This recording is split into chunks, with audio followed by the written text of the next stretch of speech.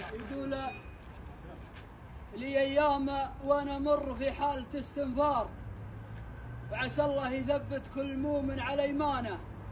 معي مسبحة شعر ومعي خاتم استغفار، وإلى من مدحت راقب الله سبحانه. علي الحرام إني ممجد قصير أشبار، ولا بيني وبينه معاريفه وميانه. من يصادم الأيام ويصادم الشعار، يعلق مشاريها على صهوة إحصانه. عيون القبايل ترصد أكثر من الرادار، قبل ينطب الشاعر كلامه من لسانه. وإذا صار في الدعوة منافس ولعب كبار، سبحت البحر واخذت لولها ومرجانه. رفيقي معنز هقوته في جبل سنجار، مثل هقوة المطنوخ في خيرة اخوانه. وانا على لزومه ما اقدر اقدم المعذار، اسوق القدم في قدره وقدر شيبانه. من الفوهه جينا نسوق السلام الحار، باسم شيخنا الشيخ ابن خبزانه وعيانه.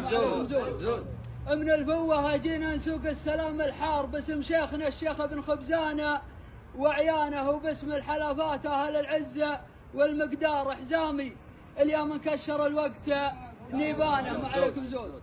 وباسم الحلفات اهل العز والمقدار حزامي، اليوم انكشر الوقت نيبانه. بني عمي اللي مجدهم يلفت الانظار، هل سمعت بين الرياجيل رنانه. سلامي على يوم ابني اصباح ما تدار، سيوف الخطر لا ثور الحرب دخانه. يوم الجاهليه ضرب بندق وعنا مهار، والله ما يذوق العز من يام عدوانه. وسلامي على روس تعز الخوي والجار، الاشعيل والاشعيل قوها وترسانه. هل الشور والحكمه اللي كثرة الاشوار، وهالمجلس ما ضاق من كثر ضيفانه. وخص السلام محمد الصارم البتار، اللي محتمي بفعوله بعوله جدانه. هذا ابو علي لشان وجه الزمانه وبارد، شوف المراجل والظفر بين حجانه. حضرنا على داعي كرامه وشبت نار وسماوه، وعلما يشرح الصدر برهانه. يا ابن شعيل ما يحتاج تشرح لنا اللي صار، عن كتابة الموضوع يكفيك عنوانه. سمي الحلفات يتفاخر مع الأخيار، مثل ما يفاخر بخواله وعمانه. ما عليكم زود.